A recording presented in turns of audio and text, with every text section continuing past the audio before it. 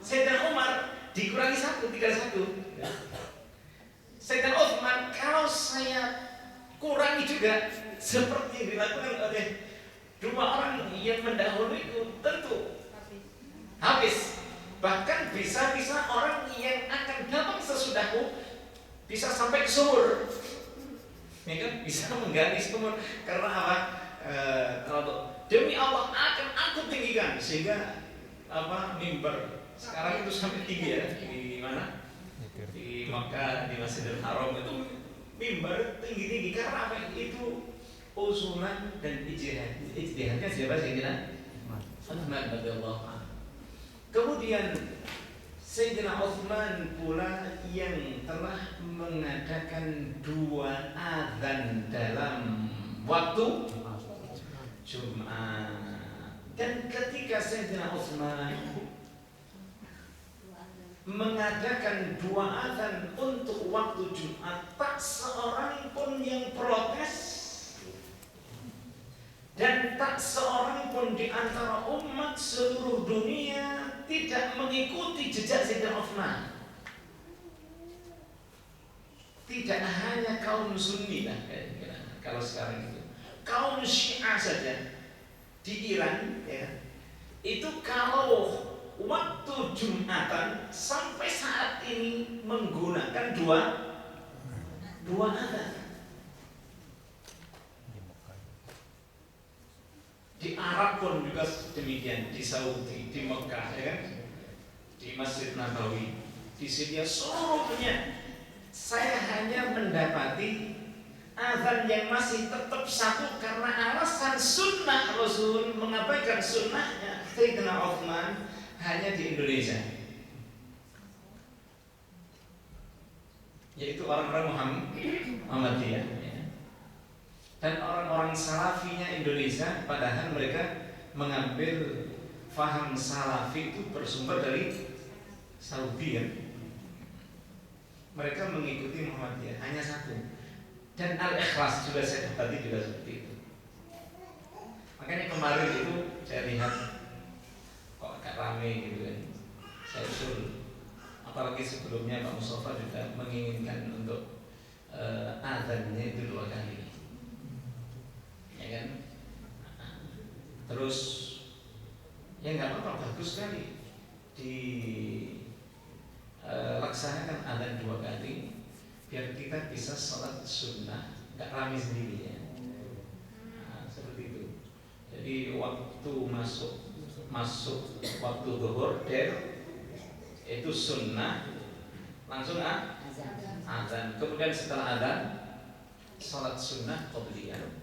Kemudian khatib masuk ke naik mimbar, kemudian azan yang kedua.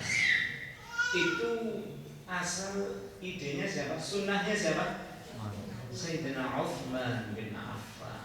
Dan hebatnya umat waktu itu tidak ada satu pun yang menolak kebijakan Sayyidina Utsman. Karena apa? Mereka faham bahwa sunnahnya Khulafaur Rasyidin adalah sunnahnya Rasulullah SAW.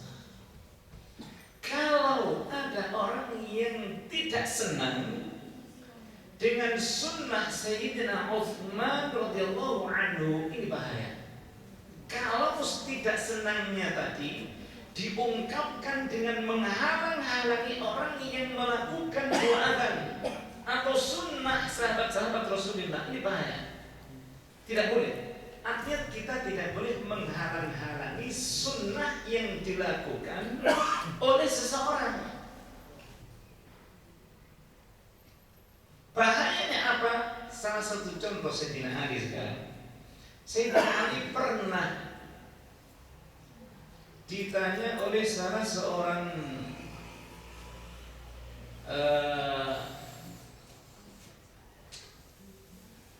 terdekat beliau, bertanya kepada Sayyidina Ali ketika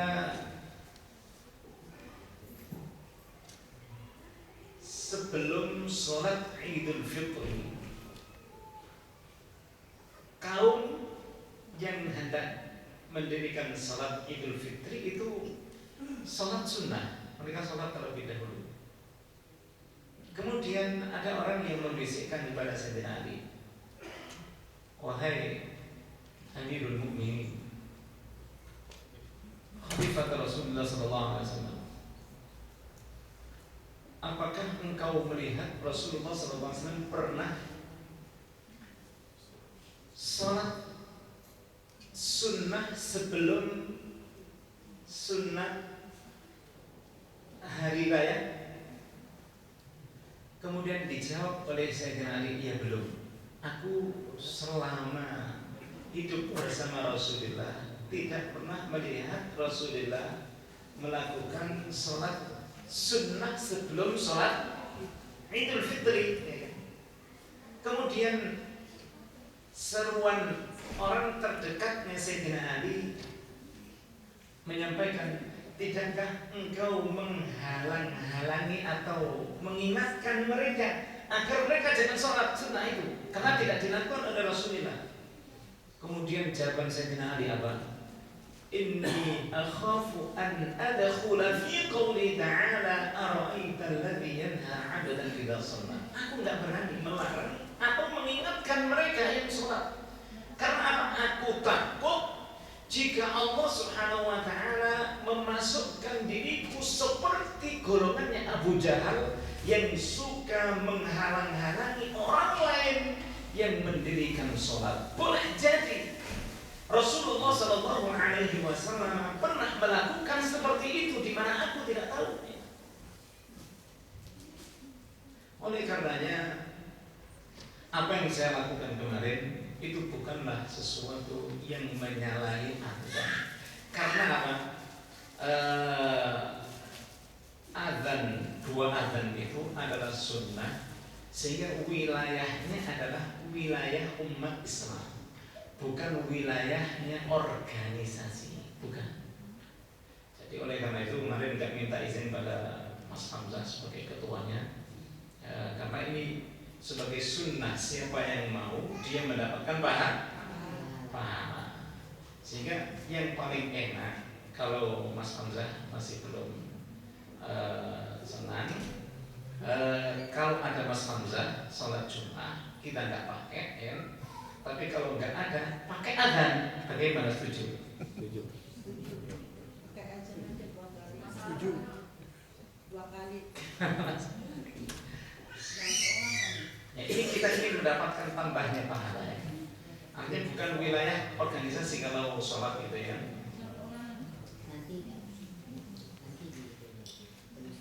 Ya, seperti itu. Jadi ini masih saya ingatkan bahwa betapa pentingnya kita itu mengikuti sunnah Rasulullah dan sunnahnya siapa? Khulafaur Rasyidin Al-Mahdiyyin ya. Jadi jangan membeda-bedakan antara sunnahnya Khulafaur Rasyidin dan sunnahnya Rasulullah SAW. Semuanya satu, semuanya sama, dan kita harus tetap satu.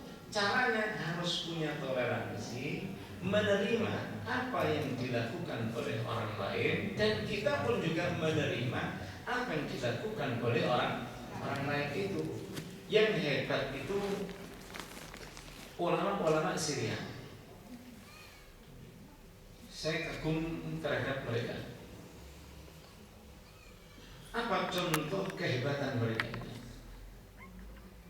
Mereka itu tidaklah orang-orang yang fanatik terhadap malam. Artinya, kalau seorang imam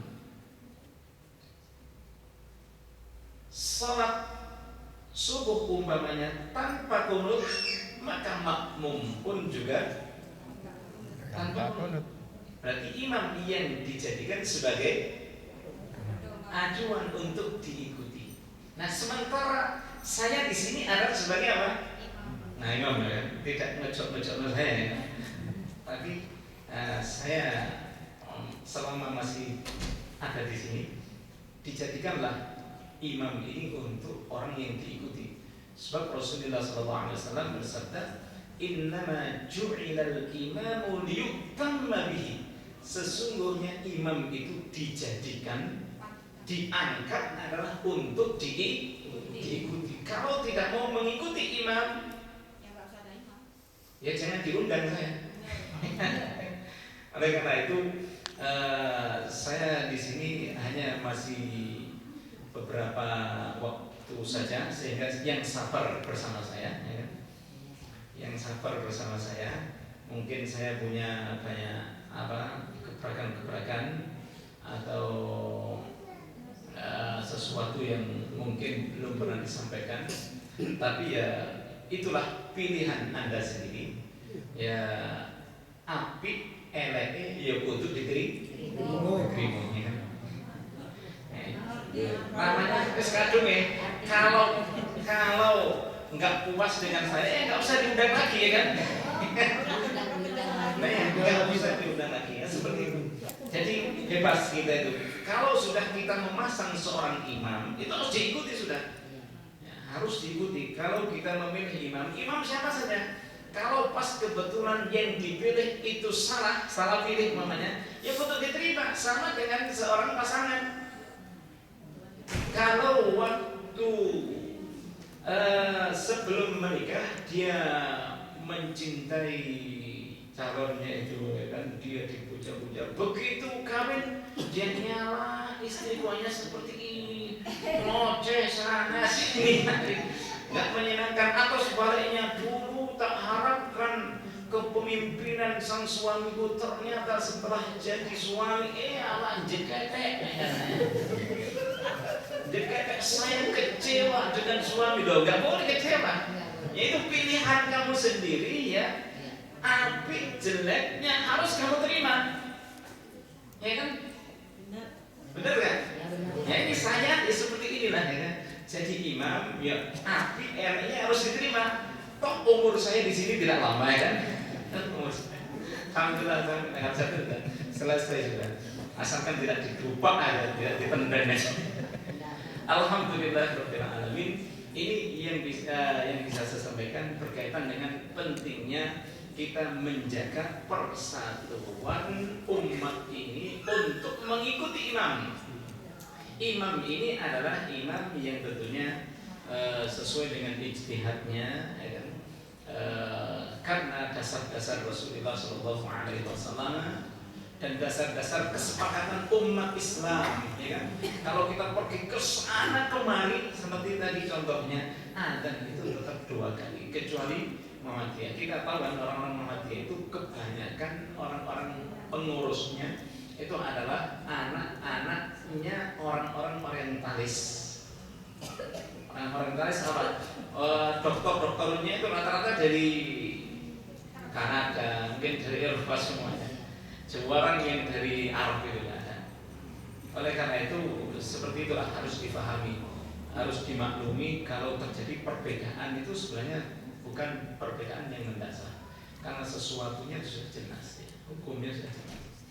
Oleh karena itu sementara yang sabar Mas Hamzah dengan saya, ikuti saya dulu. Nanti kalau saya pulang nggak usah diikuti, sudah selesai. Ya seperti itu. Kurang lebihnya minta maaf yang sebesar-besarnya, khususnya Mas Hamzah dan yang lainnya. Sebab saya tadi malam juga ditegur sama Mas Hamzah. Kok diadakan adzan 2 kali? Itu tadi kan saya jelaskan posisi saya di sini adalah menjadi imam, ya kan? Karena diangkat, diundang untuk jadi imam. Apa kata Rasulullah? Imam itu harus diikuti sebagaimana amir atau seorang pemimpin. Seneng atau enggak seneng, namanya amir itu harus kita ikuti. Itulah kita harus tahu lah semuanya itu, biar semuanya menjadi satu, ya kan? Biar tidak menjadi gaduh dan tidak menjadi sanksi antara satu dengan yang lainnya. Jamaah ini kok mendukung Mas Hamzah, jamaah ini mendukung saya, dan sebagainya. Tidak ada dukungan. Saya kasih tahu untuk sementara yang sabar hidup bersama saya. Nanti jangan diambil lagi saya, jangan dijadikan imam lagi ya. Pokoknya itu aja. Ya. Tidak. Ya. Itu mungkin yang bisa saya sampaikan. Barangkali bisa disempurnakan dengan tanya jawab jika masih ada. Nggak ada Pak. Kalau kita semuanya alhamdulillah puas, apalagi kalau ditanya pertanyaan, jawabannya terlalu puas. Wah, betul. Ya seperti itu. Cukup. Tanya Bapak. Tapi yang mengenai itu Pak yang ada Jumat 2 kali kan kita pegangannya pada Al-Quran sama hadis. Jadi di mana kita kira-kira agama saya memang orang awam ya Pak. Terang saya bilang saya bukan Katolik berat. Saya masuk ke Islam karena di Katolik itu banyak dirubah-rubah oleh manusia. Betul. Tapi sekarang saya jadi bingung di Islam kok juga ada banyak yang dirubah-rubah. Tidak ada perubahan. Nah makanya kalau 2 adzan itu pegangannya apakah ada di hadisnya? Apa ada di Al-Qur'annya Pak? Tidak ada perubahan. Adzan itu ya, Bu. Bisa didengarkan sebentar. Bisa didengarkan. Adzan itu bukan perubahan, ya, karena adzan itu hanya panggilan. Orang memanggil itu sebanyak-banyaknya lebih baik, tidak ada perubahan. Seperti sholat tidak ada perubahan, ya kan? Adzan itu hanya menyerukan hayya 'alas shalah, mari kita sholat, ya kan? Tidak ada perubahan. Berbeda dengan perubahan yang ada di agama-agama Kristen dan lainnya. Islam tidak ada perubahan seperti itu. Apa yang dilakukan oleh Khulafaur Rasyidin sama sekali tidak ada perubahan. Hanya saja yang dilakukan itu justru malah menambah kekokohan dan persatuan umat Islam. Seperti yang saya contohkan tadi, Sayyidina Abu Bakar, apakah mengubah? Tidak mengubah. Justru malah memberi manfaat, bahkan meneruskan jejak Rasulullah, ya kan? Rasulullah dulu menanamkan pondasi dasar Islam, kemudian ada pengembangan, ya kan? Apakah dulu Rasulullah ibadah haji dengan apa? Kalau mengendarai kendaraan ibadah haji, kalau lempar jumrah itu dengan kendaraan apa? Onta. Apakah kita pakai onta terus? Nah, tidak ada pengembangan, ya. Tidak ada perubahan. Tetap hukum Islam itu dijaga oleh Allah Subhanahu wa taala. Ya, tanya. Alhamdulillah. Saya Pak, tentang ini Pak ya, habis sholat kan kita salam-salaman gitu ya. Saya dengar itu ada yang bilang bid'ah. Terus saya googlean, itu ada yang bilang iya ada enggak, tapi yang saya kalau saya lihat 60% itu bilang bid'ah. Nah itu gimana Pak? Soalnya kan kita masuk silaturahim aja nggak boleh kan, salaman sama gitu. Jadi yang bid'ah itu perlu saya sampaikan bahwa bid'ah itu adalah menambah ibadah mahdoh. Ibadah mahdoh itu adalah ibadah yang telah ditetapkan oleh Allah dan tidak bisa dirubah. Seperti sholat 4 rakaat. Setelah assalamualaikum sudah kita mau melakukan apa saja bebas. Kita salaman, kita sikut-sikutan, kita pelukan, kita nggak banyak astagfirullah, itu sudah selesai. Jangan dikatakan bid'ah. Kalau itu bid'ah, saya contohkan kalau salam-salaman belum assalamualaikum at-tahiyatul karena kita masih berada dalam sholat. Kalau sudah keluar sholat mau ngapain saja kan? Atau istighfar, baca zikir bersama-sama pun juga katanya bid'ah. Itu orang-orang yang repot. Kita nggak bisa lah hidup bersama mereka. Orang-orang yang sakel gitu ya kan? Sakel. Gambaran itu namanya makhluk. Ada yang bisa dirubah, ya kan? Tidak ada, dan ada yang tidak. Ya kan? Karena kalau sudah selesai ya ngapain lagi? Ya kan? Mau salaman masa salaman aja dilarang, ya kan? Kita kan ingin silaturahim, ya kan? Masa ingin silaturahim tidak? Kita mengucapkan assalamualaikum. Saya mau tanya, bid'ah kan ada bid'ah hasanah. Betul. Bukan hanya bid'ah dolalah. Ya seperti dulu kan jualan Rasulullah SAW, Al-Quran itu sudah dijadikan sama seperti sekarang. Iya betul. Itu namanya bid'ah hasanah, ya betul. Jadi bid'ah kalau yang disampaikan oleh mereka itu adalah bid'ah semuanya adalah dolalah, sesat. Kalau dolalah kata mereka adalah finnar, semuanya masuk dalam api neraka. Kita semuanya masuk neraka mereka tapi nggak apa-apa. Kita surga Allah, neraka mereka nggak masalah, ya kan? Sing penting kan surganya Allah Subhanahu wa taala itu lebih baik daripada. Ustaz, saya mau tanya lagi, itu apakah ada dalilnya makanya mereka mengatakan bid'ah? Mereka itu sebenarnya tidak menggunakan dalil Al-Quran maupun Sunnah Rasulullah SAW. Mereka itu menggunakan kaidah yang tentunya bertentangan dengan kaidah kita. Apa kaidah mereka? Mereka mengatakan al-aslu fil asya'i muharramah. Mereka mengatakan segala sesuatu pada dasarnya adalah haram. Bima illa ma yadullu alaihi dalil, kecuali ada dalil yang mengatakan itu tidak bid'ah. Berarti mempersempit, kan? Berbeda dengan kaidahnya Imam Syafi'i dan Imam Arba'ah. Imam Arba'ah mengatakan al-aslu fil asya'i al-ibahah. Segala sesuatu pada dasarnya adalah boleh, kecuali ada dalil yang mengharamkan perkara itu. Pilih mana? Wis terserah kita. Nanti bisa dilanjutkan setelah buka puasa. Assalamualaikum. Waalaikumsalam warahmatullahi wabarakatuh.